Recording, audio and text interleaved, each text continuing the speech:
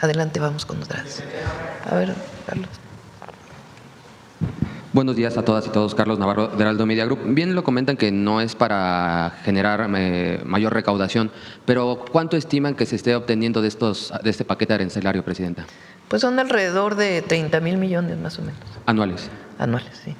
Y además de los comentarios que ha hecho China, ¿algún otro país asiático ha buscado tener comunicación con México para atender esta situación? Hay que decir que estamos en pláticas con todos los países, el secretario de Economía, nuestros embajadores y la Secretaría de Relaciones Exteriores. Y no queremos enemistad con ningún país, sino sencillamente son decisiones que se toman en acuerdo con distintos sectores empresariales o industriales en nuestro país, desde pequeños hasta grandes, para fortalecer el empleo y el desarrollo de México. Y en todos los casos tenemos diálogo con Corea del Sur, con China, con Vietnam. Bueno, Vietnam es parte de otro tratado comercial que tiene México, pero con todos los países estamos en pláticas.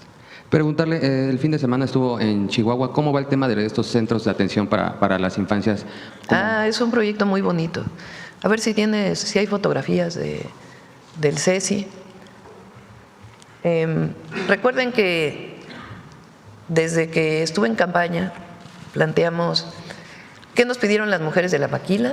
Guarderías, para poder dejar a sus hijos. Esa fue la demanda principal. Estuve en reuniones con mujeres de la maquila, particularmente en Ciudad Juárez.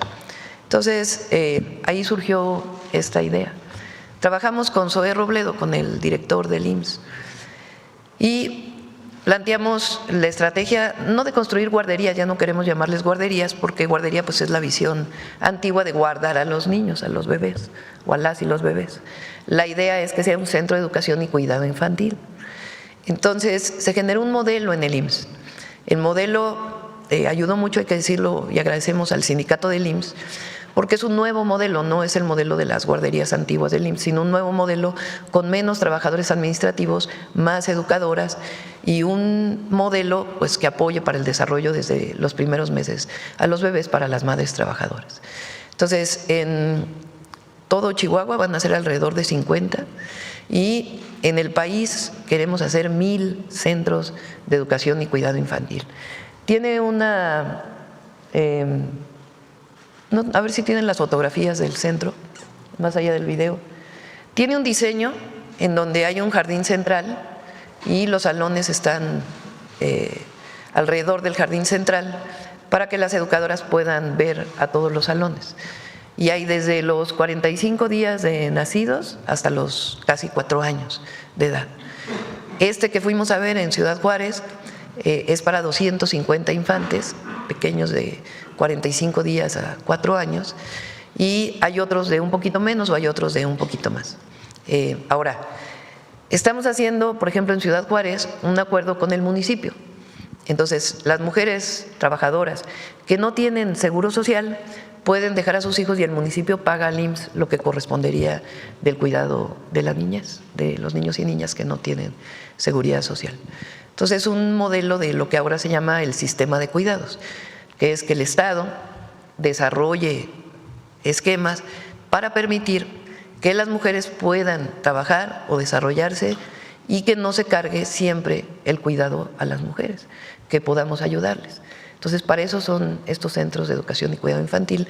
Eso va a permitir que las mujeres jóvenes que tienen hijos puedan dejar a sus hijos bien cuidados, bien alimentados y puedan desarrollarse ampliamente y tener su propio ingreso. Presidenta, el fin de semana llegaron a un acuerdo con Estados Unidos en materia de agua. ¿Cuáles fueron los acuerdos? Y si hay candados para que no se vuelvan a dar estas nuevas amenazas de aranceles si no se cumplen en ciertas entregas, Presidenta. Sí, primero lo que es muy importante que todos sepan es que no se está dando un agua que no tenemos o que afecte a las y los mexicanos, sino se vio de distintas cuencas cómo podía atenderse la solicitud de Estados Unidos, que es parte del Tratado de 1944. No es que estemos entregando más de lo que dice el tratado y tampoco estamos dando el agua que no tenemos o afectando al consumo humano y a la agricultura en México. Ellos pedían que hasta diciembre se entregara una cantidad de agua y nosotros dijimos, pues a diciembre no se puede. No solamente no se puede físicamente, sino que además pues va a tener consecuencias si se hace en tan poco tiempo. Entonces se logró un acuerdo para entregarlo en más tiempo y Se hizo énfasis además porque ellos decían es que México no ha querido entregar, no es que no hayamos querido entregar, sino sencillamente no ha llovido lo suficiente. Entonces se llegó a un acuerdo en este sentido y al mismo tiempo seguirnos reuniendo para acordar, se acuerda por quinquenio, pero ahora se va a ver a partir de la cantidad de lluvia que hay en el periodo de lluvias cómo puede irse solventando lo que no se entregó de los 5 años anteriores producto de la sequía. El viernes, a través de sus redes sociales, informó que dialogó con el Papa. ¿Qué le dijo y si hay una fecha estimada para que visite México? Sí, a través del nuncio en México pedimos esta llamada. Muy amablemente pues aceptó la llamada, lo cual agradecemos. Y todavía no hay fecha para que venga, pero sí tiene mucho interés en venir y pues fortalecer los programas que tenemos con la Iglesia Católica, como Sí al Desarme, Sí a la Paz. Le hablé de este programa y lo importante que era para el país y fue pues muy cálido y se refirió pues de manera con muchos saludos al pueblo de México. Entonces, pero todavía no hay fecha. ¿El Papa le comentó algún tema en específico, Presidenta?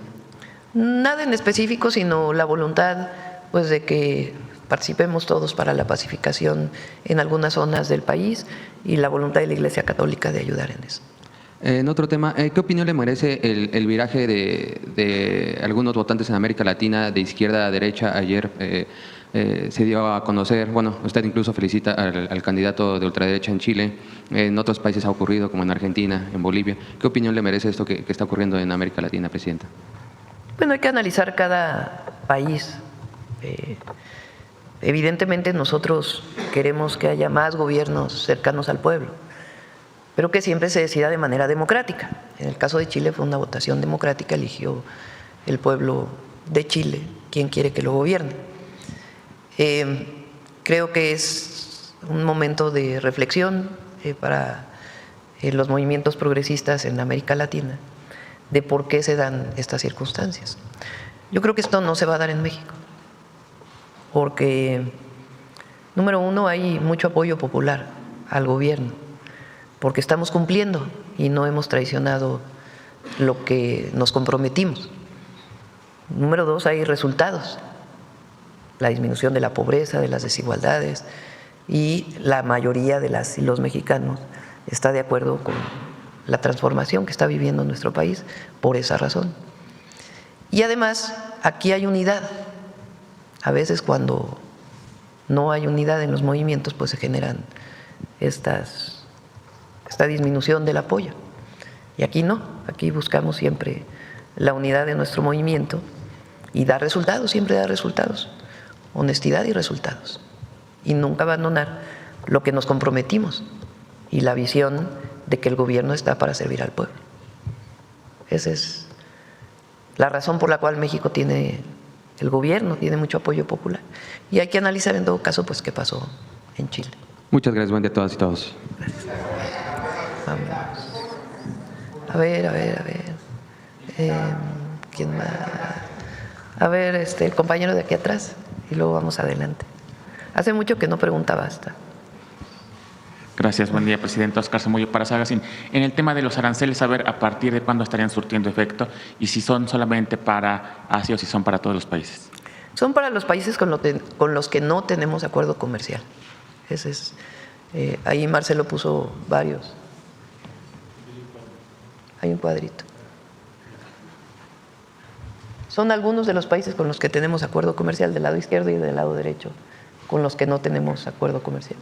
Digamos que se aplicarían estos nuevos aranceles para los países que aparecen del lado derecho de la tabla. Sí, y hay características que tiene la propia Secretaría de Economía. Si se producen, por ejemplo, vehículos aquí, tienen ciertas posibilidades para disminuir aranceles.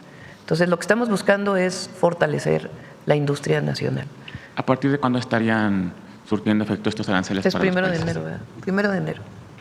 En este sentido, presidenta, y haciendo referencia a lo que comentaba de fortalecer el mercado interno, en el caso de Olinia estaría siendo una de las estrategias que servirían para cuidar estos empleos y pues en qué va ese tema de Olinia, cuándo podremos conocer el nuevo modelo y saber en dónde estaría ubicada la planta. Estuvimos en Puebla, en el Tecnológico de Puebla. Ahí están trabajando cerca de 70 profesores, investigadores, hombres y mujeres, en el desarrollo de Olinia. Olinia tiene una característica que es un mini vehículo, es decir, no compite con los grandes vehículos de pasajeros o con vehículos más pesados o transporte público. Es un mini vehículo que está pensado para las ciudades mexicanas, eléctrico, con ciertas características. El objetivo es que ya esté listo el prototipo a mediados del próximo año y la producción en serie a principios, en el primer trimestre del 2027. Esa es la idea. Y en todo caso, pues su nicho, claro que cualquiera lo puede comprar para su transporte individual, pero el nicho es mucho para sustituir mototaxis y transporte de carga menor, como por ejemplo el del centro histórico, centros históricos de ciudades, en fin, es un mini vehículo, esa es la característica. En otro tema, presidenta, recientemente… Y sí va a generar empleos, porque evidentemente pues va a continuar el diseño, porque queremos que siga mejorándose, y al mismo tiempo la producción en serie. Todavía no se decide en qué estado de la República va a estar. ¿Se podría considerar Hidalgo para la instalación de esta? Podría ser ahí en Ciudad Sagún. En otro tema, presidenta, recientemente se anunció que mexicanos como Guillermo del Toro y Diego Luna fueron nominados a los Golden Globes 2026, un reconocimiento que confirma el talento mexicano. Saber, en este sentido, qué acciones tendría su gobierno para fortalecer la producción cinematográfica y permitir que más creadores de contenido mexicanos puedan acceder a premios como este. Bueno, primero hay una ley que ya no se aprobó en este periodo, pero que se fue trabajada con tanto la industria como con artistas para el cine, para el desarrollo del cine nacional. Y recuerden que vamos a dar incentivos el próximo año para la producción cinematográfica. Ya los está trabajando turismo, economía, cultura, que fue las pláticas que tuve con Salma Hayek, y la idea es que a partir de enero pueda haber más incentivos para la producción cinematográfica en México. Bien, presidenta. Por último, en Pachuca, el alcalde Jorge Reyes confirmó que la ciudad ya ha sido seleccionada como campamento base durante el Mundial de Fútbol 2026. Saber si para ese entonces, presidenta, ya estaría disponible el tren AIFA Pachuca para los visitantes. Sí, este mes los vamos a invitar. Vamos a ir al primer recorrido. Ya está lista prácticamente toda la obra civil. Y viene, en los trenes siempre es así, viene un periodo de pruebas para probar la señalización y que sea completamente seguro. Entonces va a venir un periodo de pruebas que pueden ser 2 meses más o menos, y a partir de ahí pues ya estaría funcionando. Pero antes del Mundial va a estar funcionando, eso sí. Gracias, presidenta. Buen día. Gracias. A ver, basta y luego Nancy. Gracias, ¿qué tal? Muy buenos días a todos y a todas. Juan Hernández de Diario Basta, Tabasco Hoy, Campeche Hoy y Quintana Roo Hoy de Grupo Cantón. Sobre el tema, bueno, pero más bien del tema económico, ¿qué avances se han tenido en todos los proyectos que han impulsado, sobre todo lo que es el Plan México? ¿Cómo vamos en ese tema? Sobre todo Bueno, por impuestos. Como tú sabes, mencionaba yo en la presentación que el objetivo del Plan México es elevar la proporción de inversión nacional, aumentar nuestros contenidos nacionales. ¿Qué avances tenemos? Bueno, además de todos los planes que han venido anunciando aquí en la mañanera, de infraestructura, de trenes, los polos de desarrollo, muchos dijeron, no van a avanzar, pues ahí van, sí van a avanzar, van en tiempo y forma. El portafolio de inversión, ¿no? Tenemos más de 297,000 millones de dólares confirmados, no hemos tenido sustituciones o cancelaciones, sino más bien adiciones. Entonces yo diría que el Plan México con sus diferentes contenidos está en tiempo y forma. Afortunadamente lo tenía ya la presidenta previsto antes de que iniciara el gobierno, de manera que no estamos actuando por la impronta de los acontecimientos, sino conforme un plan. Por ejemplo, estos aranceles están vinculados al plan porque tenemos que proteger esos 350,000 empleos. Y pues estamos aquí informándoles cómo vamos avanzando en cada uno de los rubros. Los polos de desarrollo en particular es otra de las importantes inversiones que estamos realizando. Son complejos, pero estamos afortunadamente, como acabo de informarles a ustedes, ya en enero, febrero, marzo del 26 tendremos 6 de los 15 polos a su plena capacidad y en el segundo trimestre tendremos a los restantes 9. Entonces yo diría que vamos en tiempo y forma. Digamos, en un porcentaje de avance, ¿de cuánto estaríamos hablando ahorita en el primer año? Conforme a lo previsto en cada uno de los rubros que nos planteamos, porque son diferentes objetivos. Bueno, sería Gracias ese primer tema. En un segundo tema, presidenta, preguntarle sobre esta, bueno, aunque ya respondió algo sobre esta gira que ha venido realizando en diversas partes del país, ¿Cuál han sido ahorita las principales pues, peticiones, demandas que le ha hecho la población? Ayer ya daba cuenta usted que fue le cayó de sorpresa a un hospital del IMSS, y bueno, luego de inmediato en varios medios de comunicación pues ironizaron o empezaron ahí a manejar campañitas negras, ¿no? Pero realmente lo que se ha visto es que usted ha estado recorriendo todo el país, ha estado escuchando a la gente, ha estado a pie a tierra, pues así por todos lados, ¿no? ¿Qué es lo que ha recogido? ¿Cómo planea cerrar este año en lo que es en su agenda de trabajo? Bueno, este fin de semana estuvimos en Guadalupe y Calvo, en la Sierra Tarahumara. Ahí entregamos, o digamos que restituimos, porque en realidad esas tierras siempre fueron del pueblo Ódami. En la Sierra Tarahumara hay varios pueblos, no solamente los rarámuris. Esta zona es una zona boscosa. Guadalupe y Calvo es uno de los municipios que está en el sur, que hace frontera con Sinaloa y con Durango. Y ahí entregamos tierras y decidí abrir pues la asamblea que teníamos para poder escuchar a la gente, qué es lo que había planteado en el plan de justicia para los pueblos de la Sierra Tarahumara. Ahí hablaron principalmente de caminos. Se requiere restaurar varios caminos que durante muchos años no han tenido repavimentación y más caminos artesanales. La Sierra Tarahumara son alrededor de personas, de pueblos originarios, quizá como 100,000 personas que viven ahí, y viven en pequeñas comunidades, pequeñitas comunidades apartadas.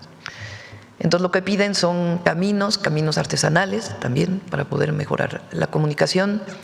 Algunas comunidades no tienen todavía electricidad, entonces piden la electrificación. Y también ahí hay un problema porque hay centros de salud, pero luego los médicos, si no son de las comunidades, no se quieren quedar en la comunidad, entonces hay mucha rotación. Entonces estamos trabajando con Secretaría de Salud para ver cómo pues garantizamos que siempre tengan médicos los centros de salud. Pidieron algunos otros centros de salud también. Ahí se hizo un programa para que los niños puedan quedarse en la escuela durante toda la semana y después regresen a sus comunidades para que no tengan que estar yendo y viniendo. Entonces pidieron que se fortaleciera este programa, y también telesecundarias, que ahora les llamamos los ciberbachilleratos, telebachilleratos, que ahora les llamamos ciberbachilleratos. Entonces tomamos nota y vamos a cumplir. Es una zona pues muy pobre del país, de pueblos originarios que hace mucho tiempo migraron a las montañas, como muchos otros pueblos. Por cierto, esto dice el presidente López Obrador en su libro Grandeza, de cómo durante la colonia muchos pueblos indígenas que tenían grande producción en los valles, por la persecución, por el exterminio, por la dominación, se fueron a las montañas. Y es parte de la historia de los pueblos de la Sierra Tarahumara. Entonces vamos a trabajar ahí. Después estuvimos un día antes estuvimos en Santa Gertrudis. Es un campo militar que tiene la superficie más o menos de la Ciudad de México. Ahí tienen criadero de caballos de la raza Santa Gertrudis, el ejército, y también criadero de ganado con producción tecnificada. Y pues visitamos también ahí a las familias que viven en Santa Gertrudis. Entonces después fuimos a la Sierra Tarahumara y de ahí nos fuimos hasta Ciudad Juárez. Ahora sí que fuimos del sur de Chihuahua hasta el norte. Y ahí fuimos a una preparatoria que estamos abriendo. Ay, miran lo felices que están los chavos, y las mujeres y hombres, los jovencitos, las jovencitas, adolescentes. De las nuevas preparatorias es de verdad un momento de mucha alegría. Ahí estamos haciendo un Cebetis había una demanda de 2,000 jóvenes y vamos a hacer para 4,000, porque todavía se requieren más. La demanda original era 2,000, pero vamos a hacer 4,000 porque se requiere, porque se inscribieron a la escuela 4,000. Entonces ahora hay 2,000 y vamos a hacer más edificios para que sean 4,000. Y es pues muy bueno, porque de otra manera los jóvenes, ahí también hablamos con los jóvenes, dijeron que de otra manera no iban a poder estudiar la preparatoria.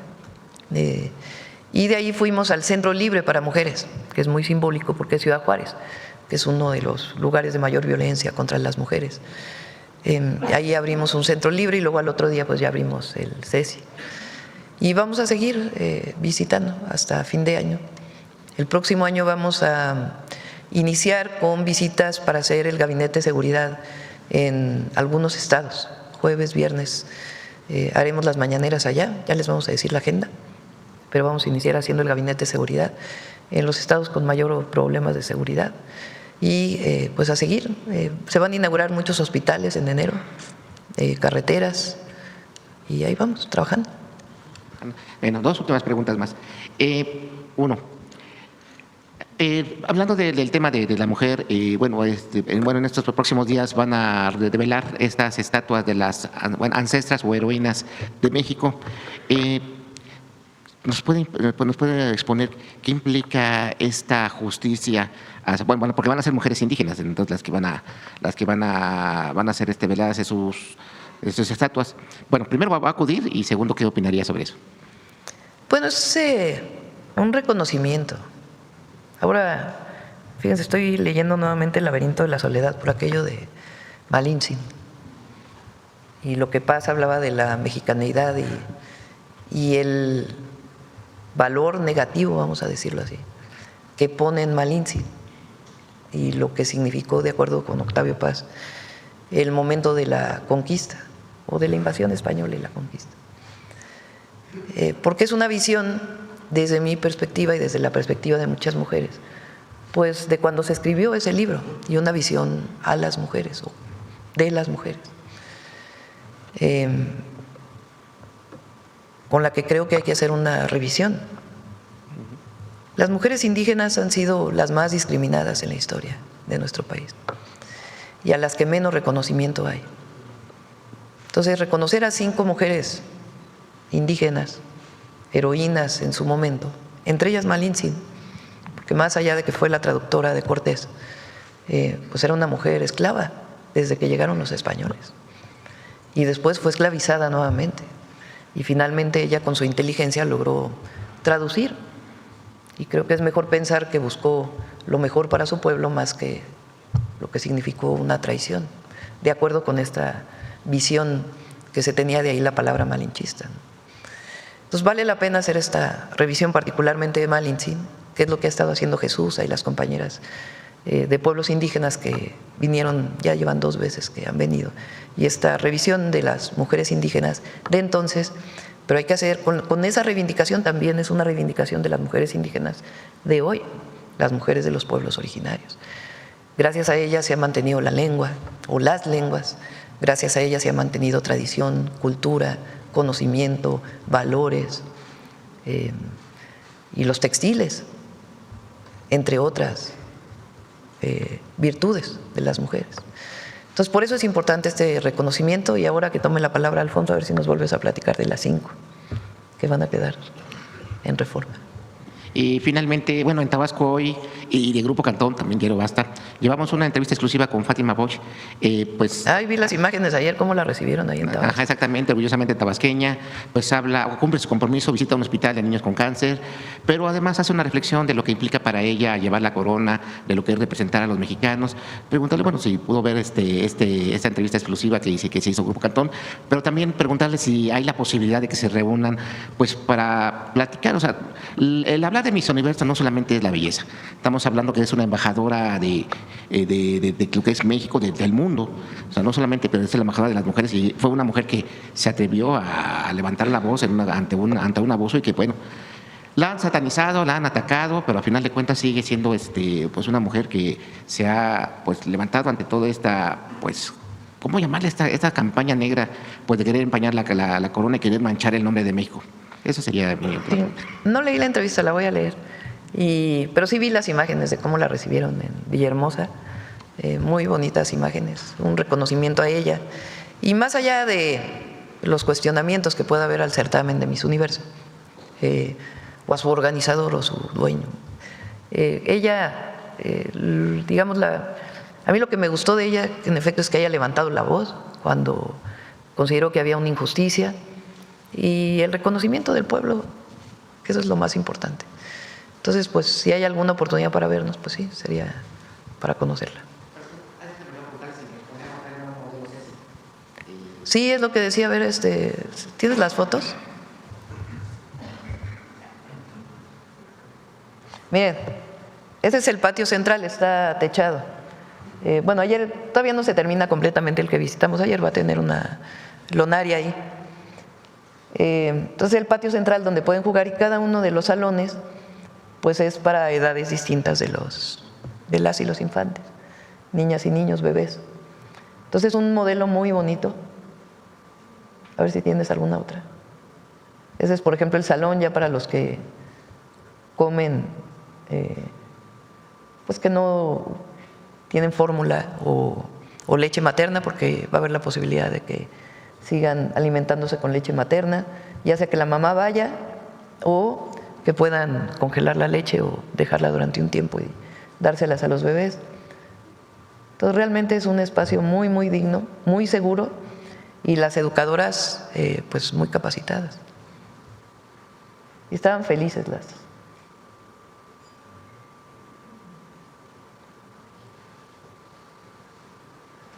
Está una pequeñita que se lleva un carrito.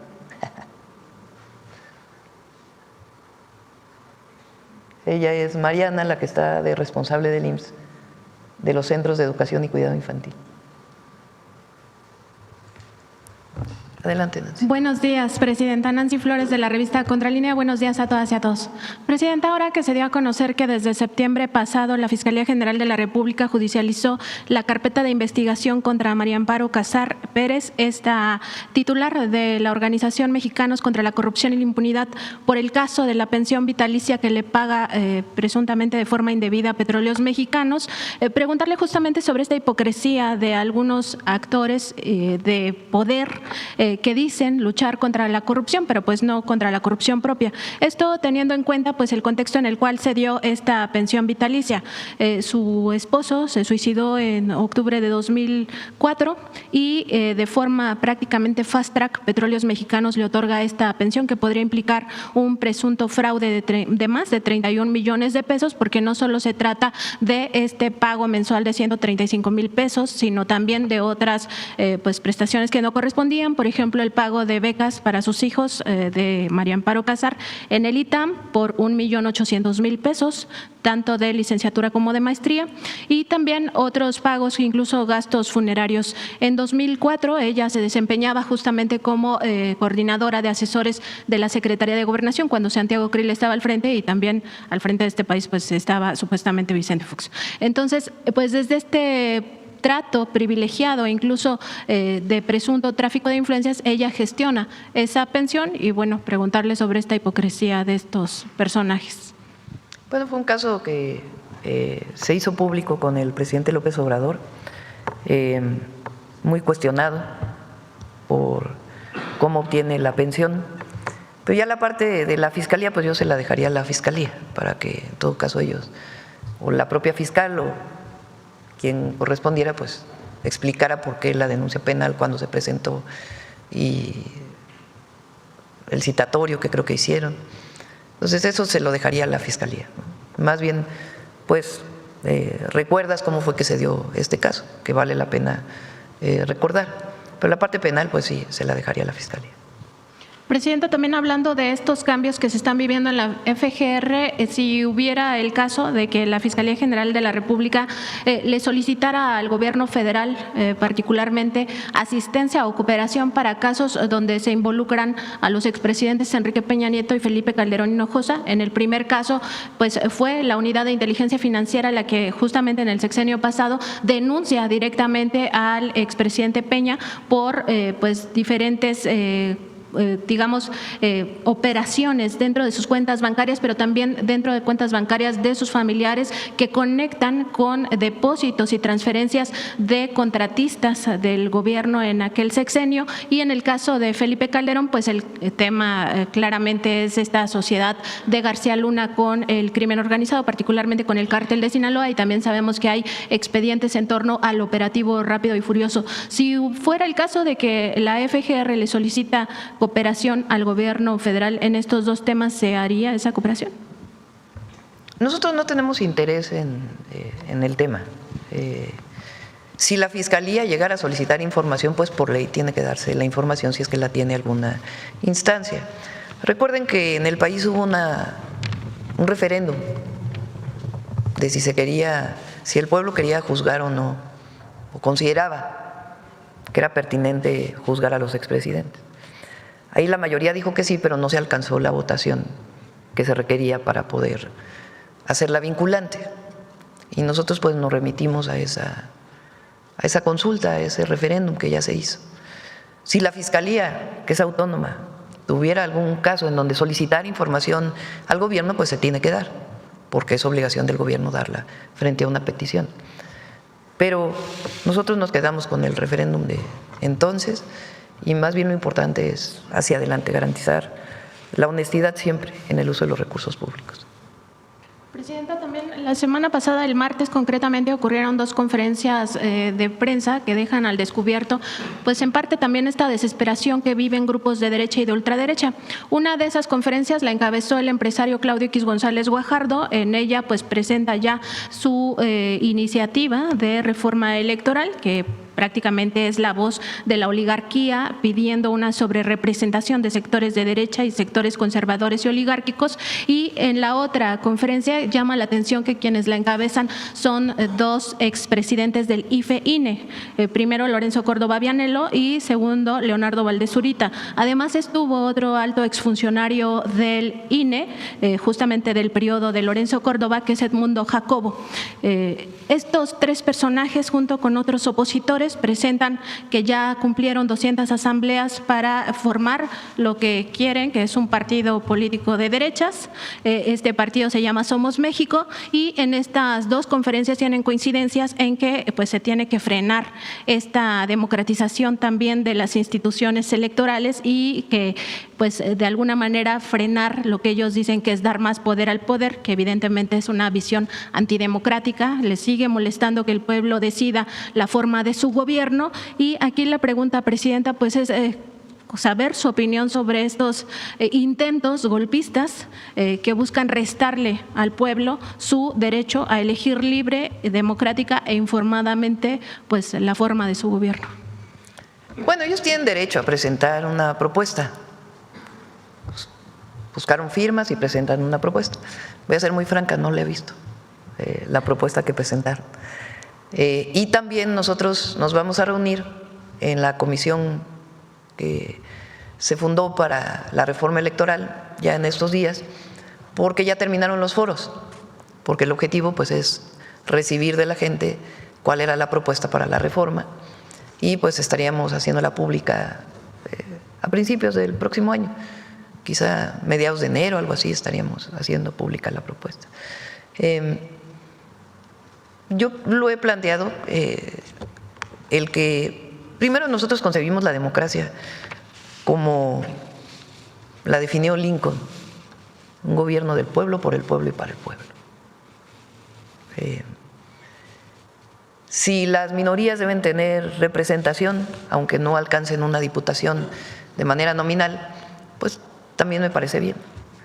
Lo que no estamos, o lo que desde mi perspectiva es fundamental en la reforma, es las listas de plurinominales, que pues en realidad las eligen las cúpulas de los partidos, aunque en Morena son por tómbola, pero se eligen sin la participación de la gente. Y segundo, el recurso, la cantidad de recursos que se utiliza para las elecciones. Y también valorar si es necesario tantas esquemas organizativos, las OPLES y todo esto, que es importante, que son parte de las propuestas que se hicieron en los foros. Y bueno, hay que ver la propuesta que presentar. Pero para ganar una diputación, un local, federal, una presidencia municipal, ya sea del Ejecutivo, sea presidente, gobernador, presidente municipal, del Legislativo, sea Congreso Federal, estatales o cabildos, pues hay que convencer a la gente, ¿no? Hay que ganar la votación del pueblo de manera honesta, transparente y limpia, universal, secreta y directa. Entonces, pues vamos a ver las propuestas y ya en enero ya dedicamos un tiempo a hablar de la reforma electoral. Y también tener en cuenta pues que estos actores que antes estaban enquistados en el INE pues se han quitado la máscara. No, lo que es curioso es que pues antes apoyaban al PRIAN, ¿no? Y ahora no se sienten representados ahí. Ahora están haciendo su propio partido político.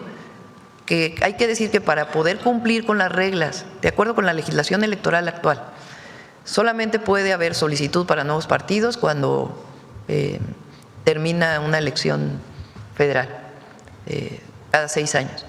Que habrá que ver si no se puede abrir también para que no se necesiten esperar 6 años. Y tiene que cumplir con el número de asambleas y con afiliados, son las dos cosas. Y hasta donde entiendo, hay 2 o 3 grupos que más o menos han ido cumpliendo con lo que se solicita. Y al final el INE tendrá que decidir, de acuerdo con la revisión que se haga, si tienen posibilidad de participar en la elección del 27. ¿Qué características tienen los nuevos partidos? Lo conozco porque pues, fuimos parte del registro de Morena como partido político en el 2015. Entonces, en el 2027 los nuevos partidos, si cumplen con lo que se solicita en la legislación y es aprobado por el INE, tienen que participar solos en la elección y tienen que obtener al menos el 3% de la votación. Si no obtienen el 3%, pues aunque hayan cumplido con todos los requisitos, pues no se le da el registro para poder participar después en el 2030. Pero de inicio tienen que participar solos y obtener al menos el 3% de la votación, con la legislación actual. Presidenta, en otro tema, el pasado 1 de diciembre se publicó en el Diario Oficial de la Federación el acuerdo para crear la Unidad Nacional de Operaciones Estratégicas adscrita a la Secretaría de Seguridad y Protección Ciudadana, que es un cuerpo de agentes facultados para organizar, dirigir y también para realizar pues no solo investigación, sino también persecución de delitos a partir de información de inteligencia, información estratégica y de análisis. Es decir, que este cuerpo pues hará algunas operaciones especiales y pues de alguna manera hará el trabajo que hasta ahora venían haciendo la Guardia Nacional, la Sedena y la Marina. Preguntarle si el secretario Omar García Harfuch pudiera explicarnos por qué pues se consideró necesario tener un grupo de este tipo y también cómo se irá transparentando la actuación de esta unidad. Recuerden que cuando llegamos le dimos a la Secretaría de Seguridad y Protección Ciudadana la facultad de hacer investigación e inteligencia para la seguridad pública. La Secretaría de Seguridad y Protección Ciudadana tiene el Centro Nacional de Inteligencia, lo que antes era el CISEN, hoy es el Centro Nacional de Inteligencia. Antes se dedicaban a perseguir a la oposición, ahora pues el Centro Nacional de Inteligencia por ley tiene como su principal función la seguridad nacional. Además está la Secretaría de la Defensa Nacional con el Ejército, la Fuerza Aérea y ahora la Guardia Nacional y la Secretaría de Marina Armada de México. Nosotros le dimos la capacidad a CNI de hacer investigación para la seguridad pública. Es distinta la seguridad nacional, la seguridad interior y la seguridad pública. Y consideramos nosotros pues que el principal problema hoy en nuestro país tiene que ver con seguridad pública, vinculada con los grupos delincuenciales o la delincuencia organizada. Entonces no tenía la atribución formal el CNI más que en términos de la seguridad nacional, ahora ya la tiene para la seguridad pública. Y estos agentes están muy vinculados a CNI y a la propia Secretaría de Seguridad. Se abrió una convocatoria y están trabajando. Y trabajan de manera coordinada con la Guardia Nacional, con la Defensa, con la Marina. Pero además son coadyuvantes del Ministerio Público, porque en México el único que puede detener a un delincuente que no sea en flagrancia es el Ministerio Público. Si hay una flagrancia en el momento, puede ser detenida por un policía o incluso hasta por un ciudadano. Pero la policía formalmente no puede detener a un ciudadano a partir de una investigación posterior. ¿Quién tiene esa atribución? El Ministerio Público, a través de su policía de investigación. Entonces, Guardia Nacional, los agentes de la Secretaría de Seguridad y Protección Ciudadana o la Secretaría de Marina o cualquier policía estatal, pues cuando detiene a alguien, después, si no hay flagrancia, pues tiene que haber una carpeta de investigación y una orden de un juez para una orden de aprehensión que determine a quién se detiene. Entonces, estos agentes no actúan solos, sino es una coordinación de CNI, que tiene sus propios equipos, Guardia Nacional, Defensa, Marina, y por eso se hace un solo sistema de inteligencia e investigación del Estado mexicano para la seguridad pública. Y eso nos ayuda pues a coadyuvar con el Ministerio Público para que haya más órdenes de aprehensión que puedan ser determinadas por un juez. Gracias, Presidenta. Finalmente, preguntarle si hay algún tipo de avance o de hallazgo adicional en torno a estos casinos que podrían estar vinculados a delitos como lavado de dinero, fraude y también pues todo el tema de que estarían también relacionados con factureras y evasión fiscal. Y también si la Secretaría de Gobernación sí podría informar cuántos permisos o concesiones existen, cuáles de ellos están vigentes u operando, y por supuesto también el tema de cuándo se entregaron, en qué sexenio particularmente se entregaron y quiénes son las empresas que los detentan. Sí, tenemos ese pendiente para que venga Rosa Isela. Y está en investigación de la UIF, los casinos que se les congelaron las cuentas. Y en el momento en que, digamos, termine una parte de la investigación, ya se puede dar mucho más información. Gracias, Presidenta. Gracias. A ver, por acá, por acá, por acá. A ver, aquí.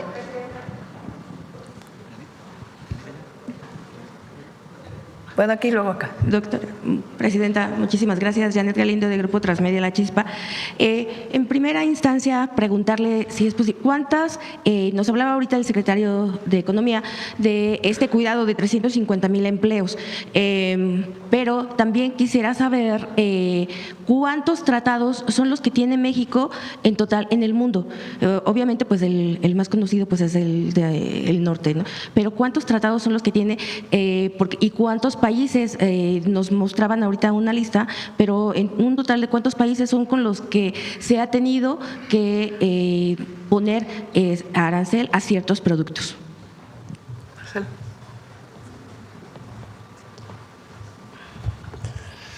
$14 tratados. En total. Nada más tienes que tomar en cuenta que, por ejemplo, de la Unión Europea son 23 países. Entonces tenemos tratados comerciales con más de 45 países. Ok.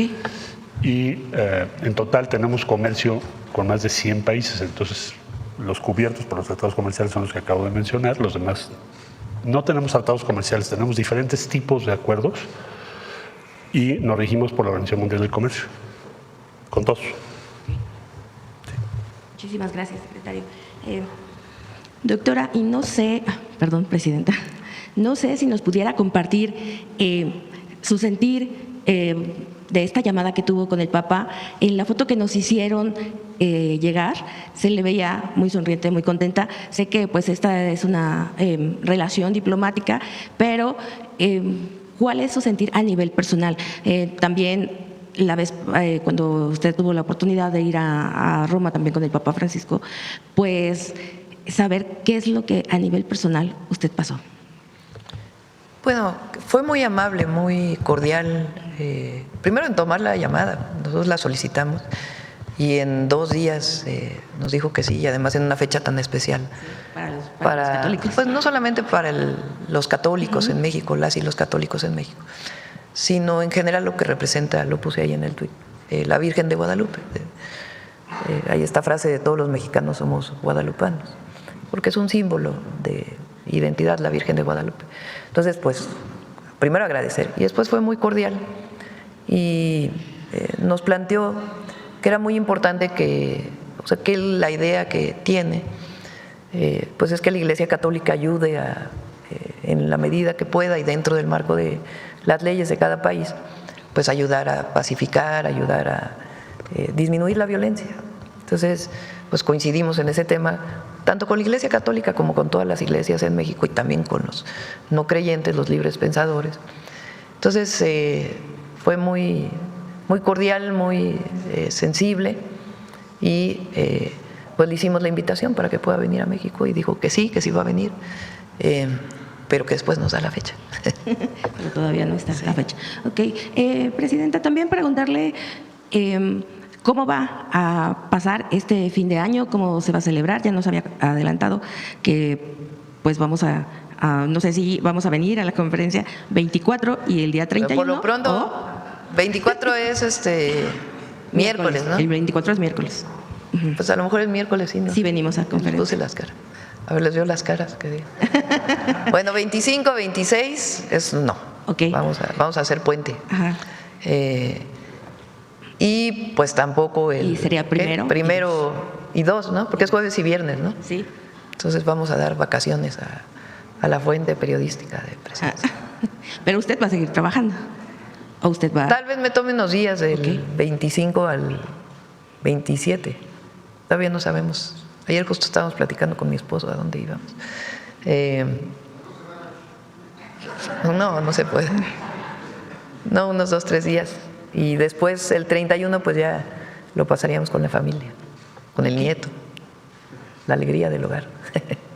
Pues sí. Bueno, pues muchísimas gracias, presidenta. Y pues finalmente hay un mensaje que le envían para agradecer un grupo de 6 empresas mexicanas del servicio de taxis que dan servicio en el aeropuerto de la Ciudad de México. Le mandan un mensaje de agradecimiento por su intervención para que a partir de hoy haya dado inicio un proceso en la mesa de trabajo con autoridades aeroportuarias y que les permitirá esto escuchar las peticiones y poder trabajar para tener sus derechos a estos empresarios. Ellos esperan que esto les permita trabajar, esta intervención que se dio a través de usted, que esto les permita trabajar con sus garantías y respetuosos, especialmente bajo la coordinación de sana competencia, y con ello poder ver por los más de 2,000 familias que son las familias que representan. Es este agradecimiento que le mandan a Sí, hacer es que estas personas. ven que estamos remodelando el aeropuerto internacional Benito Sí. Juárez. Particularmente ahí en la Terminal 2 con la glorieta esta que hay mucho tránsito. Entonces tardan mucho en llegar. Los taxis tienen un espacio muy pequeñito. Entonces se va a hacer ahí una remodelación y pues obviamente se les está tomando en cuenta. Y también este tema de las aplicaciones telefónicas y los taxis, pues que también tienen que tener la opinión de todos para poder tomar acuerdos de manera colectiva y no imponer nada. Muchísimas gracias, presidenta. Nada más, ¿queda alguna ley pendiente para el siguiente año? ¿Alguna ley, alguna propuesta de ley? Sí, para el todavía hay siguiente año? varias. Desde la ley de cuidado animal, de protección, cuidado animal, está pues la ley de cine, hay varias todavía pendientes. Muchísimas gracias, presidenta. El compañero, ¿por qué? Presidenta, buenos días. Buenos días, secretario.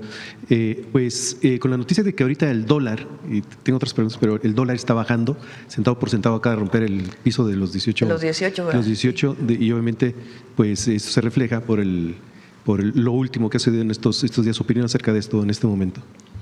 Pues está muy fuerte la economía de México, por más que hay algunos que digan que no. Tiene una enorme fortaleza la economía nacional. Y es gracias también al cambio de modelo. El próximo año ya vamos a hacer algunos informes o avisos, noticias de cómo vamos a incrementar la inversión pública a través de distintos instrumentos. Y eso va a fortalecer más todavía. Entonces, vamos bien y vamos a ir mejor. Sí, disculpe, no me presenté, soy Javier Pérez de HCTV Noticias. Presidenta, cierre de año con informes de gobierno, con un gobierno, como se dice, echado para adelante, construyendo polos económicos. Eso se refleja en los estados a nivel nacional y me llama la atención que, por ejemplo, estados como Chihuahua, con su recorrido, Puebla, Hidalgo, Veracruz, la mayor parte de los estados están repuntando en el tema económico y del desarrollo interior, y como ejemplo, a ver si me atrevo a poner Puebla, como este fin de semana en el informe de gobierno del gobernador Alejandro Armenta, se da a conocer también una noticia que Puebla repunta como el primer estado en sustentabilidad alimentaria y que se podría llevar este ejemplo a todo el país y un desarrollo más rápido en lo que son los sectores económicos al interior de los diferentes estados. ¿Su opinión acerca de esto, presidenta? Bueno, primero está haciendo muy buen trabajo el gobernador Armenta, le mandamos saludos. Como bien decía el secretario de Economía, no hemos tenido, hay una serie de empresas que quieren invertir en México. No hemos tenido ninguna noticia de que alguna de las empresas que ha decidido invertir se retire, sino al revés, más empresas quieren venir a invertir a nuestro país. Entonces, yo, como lo he dicho, pienso que en la revisión del tratado nos va a ir bien con sus diferencias, a lo mejor en algún momento, pero nos va a ir bien porque es muy importante que se mantenga el tratado y lo sabe Estados Unidos y nosotros, y obviamente Canadá. Entonces, pienso que nos va a ir bien, no hay ninguna señal que en sentido contrario. Eso va a fortalecer más la inversión y además todo lo que estamos haciendo en el país para fortalecer el mercado interno también va a representar un apoyo para la economía nacional, más todos los programas de bienestar, más el aumento al salario mínimo, más el anuncio de 40 horas, más pues todo lo que estamos haciendo de inversión pública, trenes, carreteras, agua. Entonces, va a ser un buen año el 2026. Y, Presidenta, para finalizar, última pregunta. Usted llegó con el apoyo del pueblo mexicano, es el primer año en cierre de Navidad, prácticamente, el segundo año en cierre de Navidad, fue apoyada por un país entero. Sin embargo, a lo largo y ancho de nuestro país todavía hay rescoldos políticos que impulsan políticas que incluso pasan por encima de artículos de la Constitución, como el 35, segunda fracción de la Constitución. Le comento esto porque el fin de semana me llamó la atención que en el Congreso del Estado de San Luis Potosí se lleva adelante una ley secundaria donde aparentemente se prepara el terreno para el 2027 para que solo mujeres puedan participar en lo que es elección, cortando el camino a actores políticos de ambos géneros, preparando, como le decía, este camino para pues una actora política que no voy a emitir su nombre, pero sí la ley con la que se pasó en medios de comunicación, la ley Ruth. En ese sentido, y le vuelvo a reiterar, y más que nada busco su reflexión acerca de cómo usted llegó sin apoyo de absolutamente ninguna ley secundaria, ninguna ley amañada y limpiamente apoyada por un pueblo de hombres y mujeres libres y soberanos. ¿Qué hay que hacer para terminar con todo esto, Presidenta, en los diferentes caminos políticos de nuestro país? ¿A qué hay que llevar al pueblo y que ya está politizado para evitar este tipo de cosas y que se preparen pues caminos torcidos para llevar a actores políticos y usar el nepotismo prácticamente de personas que están en el poder para llevar a sus familias al interior de las gubernaturas, presidencias municipales y diferentes puestos políticos?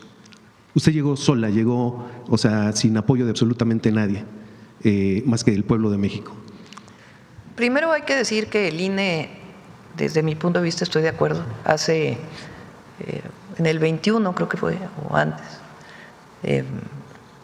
tomó esta resolución de que los partidos políticos, cuando se trata de gubernaturas, decidan la mitad de candidatos mujeres y la mitad de candidatos hombres. Yo creo que esto es bueno. Igual está en nuestra Constitución que la mitad del Congreso Federal tiene que ser mujeres y la mitad hombres. O sea, yo creo que está bien que se legisle para que nos den oportunidad a las mujeres. Eso ha permitido que las mujeres hoy tengamos mucho mayor participación en la vida pública que si no hubiera habido estas orientaciones, porque finalmente resuelven una desigualdad histórica.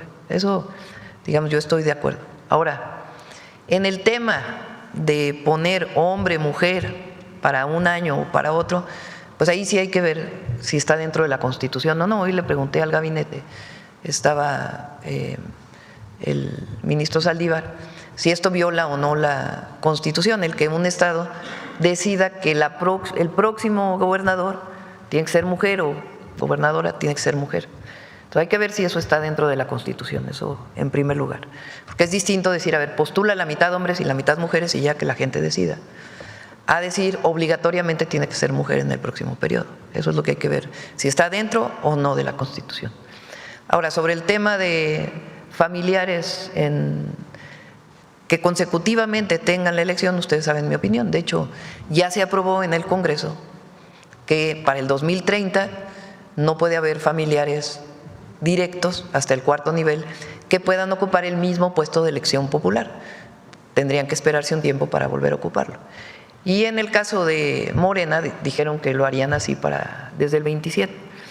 Entonces, en esa parte, pues, conocen mi opinión. No creo que se deba dejar a un familiar como candidato, pero pues también ahí cada partido tiene su idea. En el 2030 ya será para todos y en el 27 pues cada partido tomará su decisión política. Y bueno, más que nada usando triquiñuelas dentro de los congresos con leyes secundarias. Pues hay que ver si es constitucional o no esta aprobación que hizo el Congreso de San Luis Potosí. Y bueno, para terminar, Presidenta, quisiera resaltar la fotografía en el CECIT donde usted está de espaldas con una niña. Me llamó muchísima la atención. Quisiera preguntarle su sentido. ¿Qué sintió en ese momento estar con niños y respondiendo a más de 600 mujeres en aquel entonces cuando era candidata a Presidenta de la República, estar otra vez ahí de la mano de una niña? Pues es para mí mucha fue emoción. muy emotivo. Mis hijos fueron a guardería del IMSS. Yo fui a guardería del ISSSTE. A los 8 meses mi mamá me dejó en la guardería del ISSSTE. Y creo que, y mis hijos fueron a guarderías del Seguro Social. Es decir, mi mamá pudo trabajar gracias a que el ISSSTE tenía esta facilidad para las madres trabajadoras. Y en mi caso pude trabajar porque pude dejar a mis hijos en una guardería. Obviamente es una elección voluntaria. Si decides cuidar a tus hijos hasta qué edad, o si te lo cuida un familiar, es una decisión familiar. Pero pienso yo que el gobierno tiene que dar el acceso a poder dejar a tu hijo en un lugar bien cuidado. Y hoy se sabe que además, desde muy pequeñitos, por eso se llama Centro de Educación y Cuidado Infantil, desde muy pequeñitos hay aprendizaje, dependiendo pues de los estímulos que les des a los pequeños. Entonces, si yo lo pude tener como madre, esa posibilidad, pues obviamente el deseo de que más mujeres puedan tenerlo. Y además hay hoy una visión general en el mundo entero y particularmente en México de lo que llamamos el sistema de cuidados. Esta idea de que las mujeres tenemos que cuidar obligatoriamente a la familia y que está predeterminado, pues no necesariamente es así, ¿verdad? Lo puede cuidar el hombre o lo puede cuidar la mujer. Y las mujeres que deseamos trabajar o deseamos desarrollarnos, pues debemos tener la posibilidad de dejar a nuestros hijos en un lugar bien cuidados. Entonces, por eso es la idea de los CECIS. Tiene una característica adicional. Recuerden que en la época de Calderón se promovieron las guarderías subrogadas y no necesariamente con todas las facilidades para que se pudiera cuidar adecuadamente a los niños. En esta idea de que había que privatizar todo, entonces privatizaron y subrogaron a un privado el cuidado de los niños. Y la idea aquí es que no, es que son trabajadoras y trabajadores del IMSS quienes cuidan, bien capacitados, con licenciatura en educación inicial, para que puedan desarrollar adecuadamente a las y a los niños. Tienen alimentación especial y toda la capacitación que se requiere en la visión actual del cuidado de los infantes. Entonces, pues para mí es mucha emoción poder cumplir un compromiso que hicimos. Además agradezco mucho a ZOE porque lo han hecho pues de manera muy profesional y realmente el CECI está precioso, precioso. Y las mujeres pues estaban emocionadísimas. Muchas mujeres de la maquila son migrantes, llegan a Ciudad Juárez, a Tijuana, a otros lugares de la frontera, o llegaron hace tiempo y no llegan con el apoyo familiar, no se van con la abuela o no se van con el apoyo familiar. ¿Por qué migran? Pues porque allí había empleo.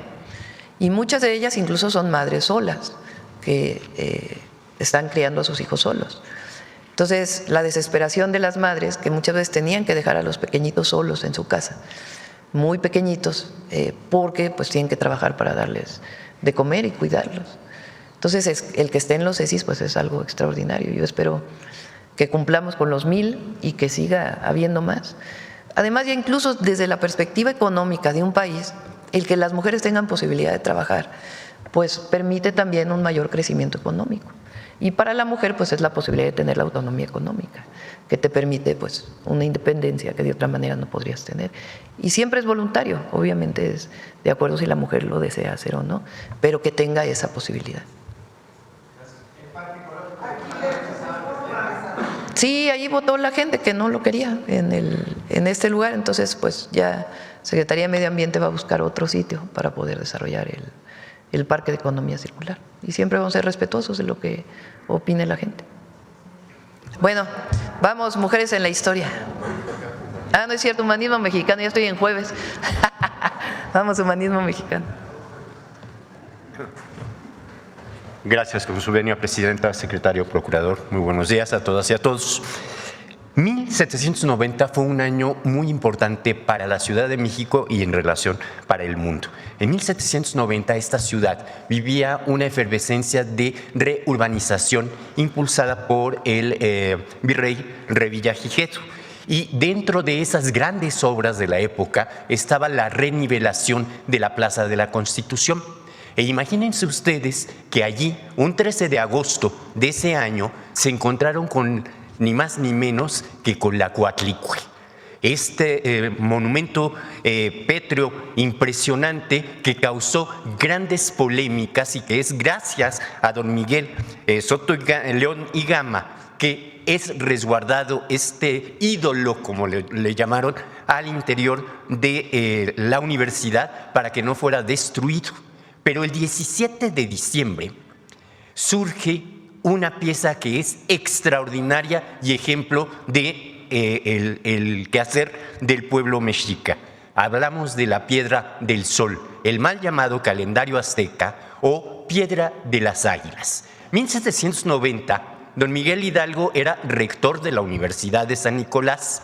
Morelos cursaba el primer año en el seminario con don Miguel Hidalgo. Por lo tanto, no fueron ajenos a la noticia del descubrimiento de esta piedra maravillosa que refleja la cosmovisión del pueblo mexica como los hijos del sol del movimiento, los hijos del maíz. En 1790, en esa misma época, doña Josefa Ortiz de Domínguez estaba a punto de casarse con el corregidor, era alumna de las vizcaínas y por tal motivo también estuvo enterada de este gran acontecimiento. Y de Leona Vicario les diré que tenía tan solo un año, pero que no vivía lejos del lugar en donde se puso la Piedra del Sol, que pudo ser observada por los habitantes de la ciudad durante muchos años en una de las torres, en la parte de abajo, de la Catedral Metropolitana. Vamos a ver ahora la cápsula que hemos preparado sobre este maravilloso descubrimiento y su impacto en la vida nacional. Debemos al azar el resurgimiento del tiempo. El 17 de diciembre de 1790, mientras se realizaban reparaciones en el empedrado del costado sur de la Plaza Mayor de la Ciudad de México, emergió la imponente Piedra del Sol, un monolito que según el consenso académico es un monumento calendárico en el que están representadas las distintas épocas que forman la cosmogonía mexica. En el centro se encuentra el quinto sol, el sol de movimiento o Nahui Olin, es decir, nuestro presente. A su alrededor están representados el primer sol, Nahui Ocelotl, sol jaguar el segundo, Nahui Ejecatl, dios del viento, luego el de la lluvia, Nahui Cuiahuitl, y el cuarto sol, Nahui Atl, el del agua. En la parte superior del monumento está la fecha de creación del quinto sol, 13 Caña, que corresponde al año 1011 de la era común. Más abajo, en la diadema del rostro central, está la fecha de nacimiento de Huitzilopochtli, el dios protector de los mexicas. Es una piedra labrada que impresiona por su tamaño, composición y la multitud de símbolos que la forman, y es una de las representaciones más bellas y elaboradas de la cosmogonía mexica. Y desde su redescubrimiento ha sido motivo de estudio. Antes de ser colocado en la cara oeste de la Catedral Metropolitana, Antonio León y Gama publicó su ensayo Descripción histórica y cronológica de las dos piedras que con ocasión del nuevo empedrado que se está formando en la plaza principal de México, se hallaron en ella en el año de 1790. La otra piedra era la Coatlicue, la madre de los dioses, descubierta 3 meses antes. Pero el resurgimiento del tiempo antiguo llegó en el momento indicado. Desde mediados del siglo XVIII, criollos como Juan de Torquemada, Carlos de Sigüenza y Góngora, Sor Juana Inés de la Cruz y Francisco Javier Clavijero fomentaron el rescate del pasado prehispánico como un pasado glorioso. Clavijero, en su Historia Antigua de México, criticó la visión eurocentrista del pensamiento ilustrado que consideraba a las culturas prehispánicas como inferiores. Por el contrario, habían sido grandes civilizaciones, equiparables a las culturas de la antigüedad clásica. Si algo nos ha enseñado el humanismo mexicano, es que en el pasado hay pistas para construir un mejor futuro. A Apenas 20 años después de la irrupción de la Piedra del Sol, los herederos de ese nacionalismo, Hidalgo, Morelos, Leona Vicario o Josefa Ortiz, comenzaron la primera transformación de la vida pública, la que nos dio patria, nos dio libertad, la que nos dio la grandeza de la nación mexicana. Gracias. Buen día.